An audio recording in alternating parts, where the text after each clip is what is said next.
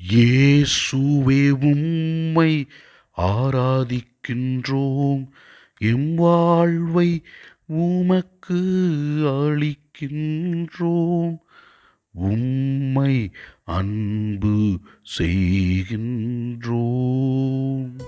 ஆண்டவரே இயேசுவே, உமது அருள் பிரசன்னத்தில் இருந்து நாங்கள் ஜெபிக்க நீர் கொடுத்திருக்கிற இந்த கிருபை நேரத்திற்காகவும் உமது வார்த்தைக்காகவும் நன்றி கூறுகிறோம்.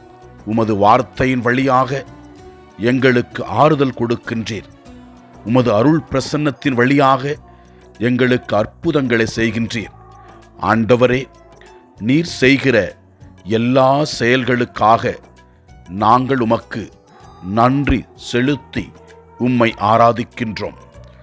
முதல் வாசகத்திலே நாம் இவ்வாறு வாசிக்கின்றோம்: தொடக்கத்திலிருந்தே நீங்கள் கேட்டறிந்தது உங்களுள் நிலைத்திருக்கட்டும் என்று.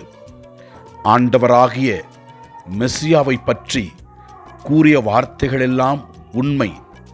அவர் இந்த உலகத்தில் மனிதர்களை பாவங்களிலிருந்தும் துன்பங்களிலிருந்தும் மீட்டெடுப்பார் என்பதை அவருடைய வாழ்க்கையின் மூலமாக நமக்கு உணர்த்தியிருக்கின்றார்.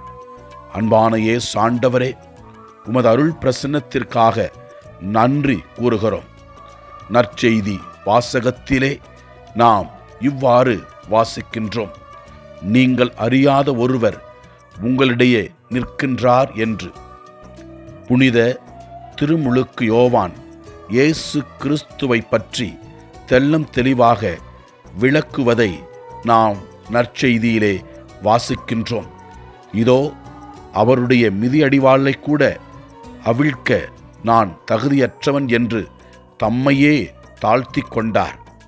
ஆண்டவர் இயேசு கிறிஸ்து இந்த உலகத்திலே பிறந்து அதிசயங்களையும் அற்புதங்களையும் செய்கிற நபராக இருந்ததை பார்க்கிறோம். இயேசு ஆண்டவரே, நாங்கள் உமக்கு ஏற்றவர்களாக வாழவும் உம்மை அறிந்து கொண்டு நீர் விரும்புவதை செய்கின்ற நபர்களாகவும் வாழ எங்களுக்கு அருள் தாரும். ஆண்டவரை நோக்கி நமக்காகவும் நம் குடும்பத்தில் உள்ளவர்களுக்காகவும் நம்மிடத்திலே யாரெல்லாம் ஜெபத்தை கேட்டார்களோ அவர்களையும் ஒப்பு கொடுத்து ஜெபிப்போம். நம்பிக்கையோடு ஜெபிக்கும் பொழுது ஆண்டவர் நமக்கு நல்லதை செய்வார். எல்லாம் வல்ல இறைவன், தந்தை, மகன், தூய ஆவியார் நம் ஒவ்வொருவரையும் ஆசீர்வதிப்பாராக. இயேசுவுக்கு புகழ். மரியே வாழ்க. ஆமென்.